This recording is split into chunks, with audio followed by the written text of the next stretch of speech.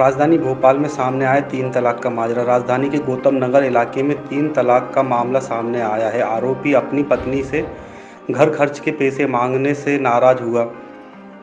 पति ने 3 तलाक देकर पत्नी को घर से निकाल दिया। पीड़ित की शिकायत पर पुलिस ने मुकदमा दर्ज कर आरोपी की तलाश शुरू कर दी है।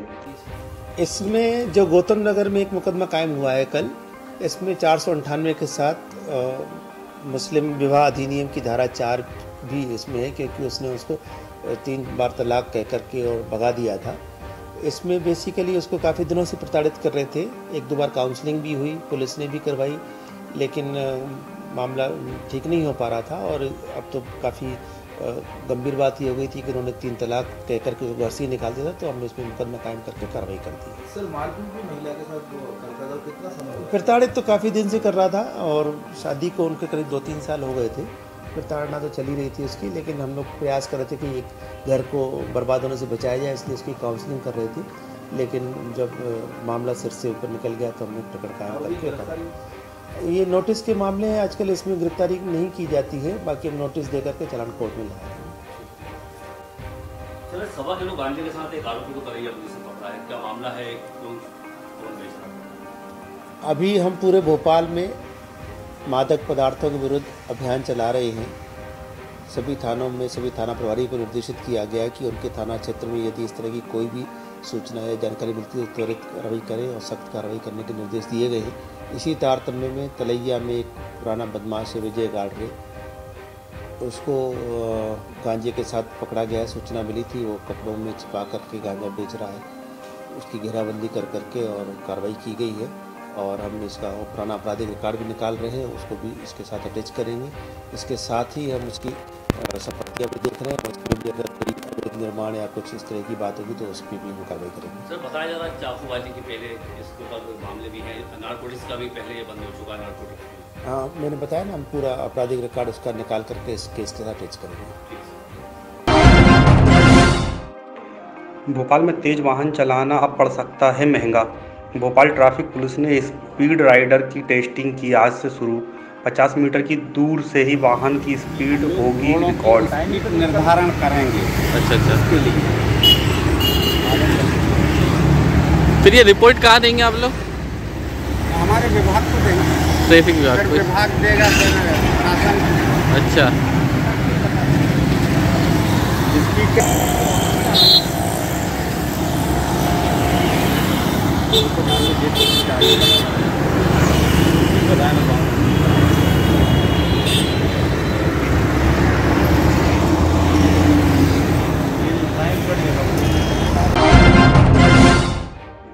भोपाल डैम पर नहाने गए 2 बच्चों की डूबने से हुई मौत। बिलखिरिया थाना क्षेत्र का हताई खेड़ा डैम में मिली दोनों बच्चों की लाश। जो भैया गए ना वहाँ पे पहुँच चलेगा, कंप्यूटर को ले जा। चलो यहाँ से चलो,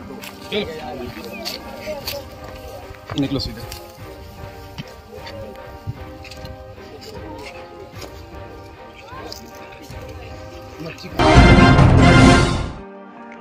कांग्रेस पार्टी के प्रदेश उपाध्यक्ष सैयद साजिद अली ने कहा, रामेश्वर शर्मा अभी बहुत छोटे हैं, कुछ भी बोलने से पहले उन्हें सोचना और समझना चाहिए। दिग्विजय सिंह उनसे कद में काफ़ी बड़े हैं। रामेश्वर जी को एडवाइस करना चाहूँगा कि अभी बहुत छोटे हैं। दिग्विजय सिंह जी के कद को नापें और अपने आप को देखें, उनके और उनके कद में बहुत बड़ा अंतर है। दिग्विजय सिंह जी कभी भी कोई स्टेटमेंट, एक तो लूज टॉक नहीं करते और जब भी कोई स्टेटमेंट देते हैं तो उसके अंदर अपने अंदर पूरे आंकड़ों के साथ बात करते हैं और उनके पास हर चीज़ का रिकॉर्ड मौजूद रहता है। As far as Rameshwar ji concern, मैं उनसे ये कहना चाहूँगा कि अभी उनको तजुर्बा है नहीं। इस मुल्क के अंदर हमको अगर रहना है और अच्छे से रहना है, इस मुल्क को आगे तरक्की कराना है, तो इस मुल्क के अंदर सारे जो कम्युनिटीज़ हैं उनको सबको जोड़ना पड़ेगा। ये तरीक़ा बार बार उनके इस तरह के स्टेटमेंट जो आते हैं, हिंदू मुस्लिम, आखिर उनके पास और कुछ भी है इस मुल्क के लिए, इस देश के लिए, इस प्रदेश के लिए काम करने की? बहुत अफसोस होता है मुझे उनके इस प्रकार के स्टेटमेंट सुनने के बाद। आखिर वो पब्लिक के जब नुमाइंदे हैं तो पब्लिक की नुमाइंदगी करना चाहिए। इस तरह के हल्के, ओछे, तुच्छ जो प्रहार वो करते रहते हैं, मैं समझता हूँ कि उसका कोई महत्व नहीं है और उस पर बहुत ज़्यादा चर्चा करना नहीं चाहिए, क्योंकि इस तरह की जो बातें लोग करते हैं, ओछी बातें, हल्की बातें, वो कभी प्रदेश के लिए, हमारे शहर के लिए, हमारे देश के लिए कभी लाभकारी नहीं हो सकती। इस देश के जनसंख्या बढ़ रही है, ये एक विषय जो है बहुत संजीदगी का विषय है। इस बारे में सबको फिक्र करना चाहिए। आज मुस्लिम समाज भी इस बारे में सोच रहा है और सारे समाजों के अंदर इस बात की जैसे जैसे लोग पढ़ते जा रहे हैं, जैसे जैसे लोगों को जानकारी होती जा रही है, लोगों में खानदानी मनसूबाबंदी की तरफ ध्यान हो रहा है। लेकिन इस तरह से बातें करना जो है ये अच्छी नहीं है और मैं उनको छोटे भाई होने के नाते एडवाइस करूँगा कि वो ज़रा थोड़ा सोच समझ के अपनी ज़ुबान को कंट्रोल में रख के बात किया करें। बड़ों के बारे में किस तरह से अपनी राय नहीं करना है, इस बारे में उनको सीखना चाहिए। अभी उनको राजनीति के अंदर बहुत कुछ सीखने की आवश्यकता है। मैं उनको यहाँ से अपने इस जगह से अपने उनको ये एडवाइस करना चाहता हूँ कि वो इस मामले में बहुत संयम से काम लें।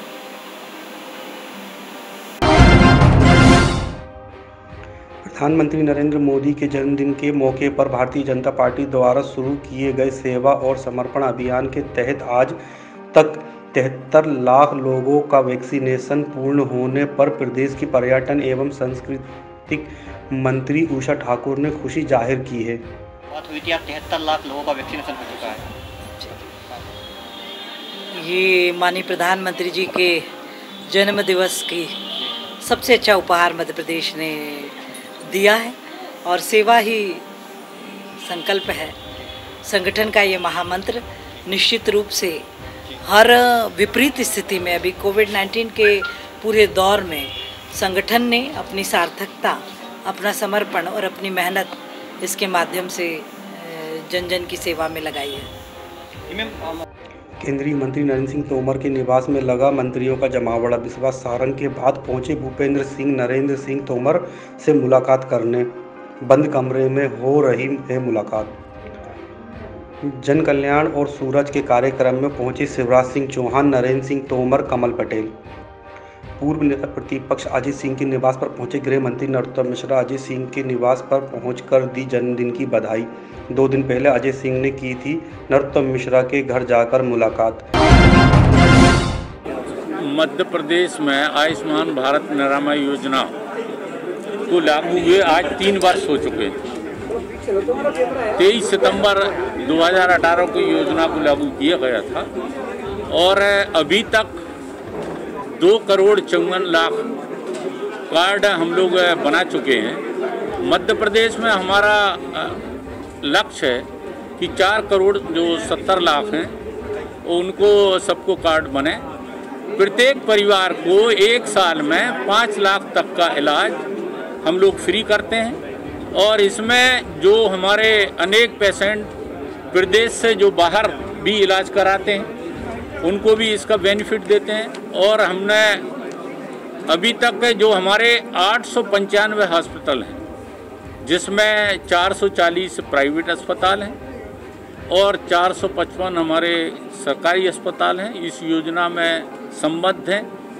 इसके लिए हमारा मुख्य उद्देश्य यही है कि लोगों को दूर दराज ना जाना पड़े। अगर कहाँ अस्पताल कहीं इंटीरियर में प्राइवेट अस्पताल भी है तो उसको हमने संबद्ध किया गया है जिससे उसको वहाँ पर इलाज मिल सके। और जो कार्ड बनाने की जो प्रक्रिया है उसके अंतर्गत भी, जैसे जो किसी का अगर एक कार्ड भी बना है और वो अस्पताल में भर्ती है तो उसके परिवार का भी वहाँ पर कार्ड बनाया जाता है। जो संबद्ध अस्पताल है हमारे वहाँ पर भी कार्ड बनाया जाता है और कॉमन सेंटर जो हमारे हैं वहाँ पर भी कार्ड वहाँ पर बनाए जाते हैं। और जो हमारी SECC जो है सोशल इकोनॉमिक कास्ट सेंसस के आधार पर 2011 के जो पात्र हैं हितग्राही उनके कार्ड बनाए जाते हैं। जो राष्ट्रीय खाद्य सुरक्षा अधिनियम के अंतर्गत जिनकी पर्ची बनी है वो भी इस पात्रता की श्रेणी में आते हैं। संबद्ध हमारी संबल योजना के अंतर्गत वो भी आते हैं। उनको सबको कार्ड बनाकर मध्य प्रदेश सरकार का गरीबों को फ्री में इलाज देने की माननीय मुख्यमंत्री जी की जो हमारी मंशा है उसको हम लोग मध्य प्रदेश में पूर्ण कर रहे हैं। और लगातार हम लोग इसका कार्ड बनाने के लिए प्रचार प्रसार भी और पूरा अभियान भी हम लोगों ने चलाकर पूरे प्रदेश के अंदर कार्ड बनाए जा रहे हैं। और अभी हम लोगों ने आयुष्मान भारत जो निरामय योजना के लिए अभी 3 अगस्त को हम लोगों ने अभी दोबारा इसको लॉन्च किया था, नंबर 2 योजना। इनको मुसलमानों की और इस्लामिक कंट्रियों की और मुसलमान विद्वानों की बात ज्यादा भाती है। दिग्विजय सिंह नए जनगणना अधिकारी हुए हैं, जो जन्म मृत्यु दर का भी आकलन अब ठीक से करने लगे हैं। इनको दर्द पैदा हो गया कि मुसलमानों की जन्म दर कम होने के कारण उनकी जनसंख्या नियंत्रण हो रही है। अरे दिग्विजय सिंह चचा जान, तुम्हारे शासन और तुम्हारे पूर्वजों के शासन के कारण 4 बीवी 40 बच्चे पैदा करके विभाजन के से लेकर आज दिनांक तक लगभग 17 करोड़ से ऊपर की आबादी जो बढ़ी है, इस पर कभी आपने चिंता व्यक्त की है? इस आबादी पर कभी आप बोले हैं? और आप तो चाहते हैं, आपकी और आपकी कांग्रेस की मंसूबे हैं कि हिंदुओं की संख्या कम हो, लेकिन ये संभव नहीं है। और दिग्विजय सिंह जी, इनकी जन्मदर या मुसलमानों की आबादी को लेकर चिंतित होने की जरूरत नहीं है। आप जो है जाकिर नाइक ना बने, वो आपके गुरु हैं, वहां तक सही है, आप उनके चेले हैं, वो भी सही है, लेकिन आपको चिंता करनी चाहिए तो हिंदू और हिंदुस्तान की चिंता करनी चाहिए।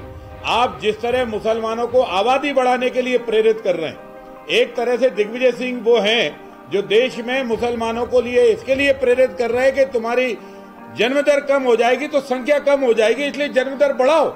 इसका मतलब 4 की जगह 5 करो। भारत का जो कानून पास हुआ है 3 तलाक का, उसको तोड़ दो, विध्वंस कर दो, और आप जैसे चल रहे थे वैसे चलो। दिग्विजय सिंह जी, नए मौलाना बनने की कोशिश मत करो, नए जिन्ना बनने की कोशिश मत करो। हिंदुस्तान के हिंदू आपकी हकीकत से परिचित है, और जिस तरह आपने मुसलमानों की आबादी को लेकर चिंता व्यक्त की है, इससे पूरा देश दुखी है, आक्रोशित है, और कांग्रेस से ये पूछना चाहता है कि कांग्रेस और दिग्विजय सिंह सिर्फ मुसलमानों की पार्टी है या पूरे हिंदुस्तान की पार्टी है?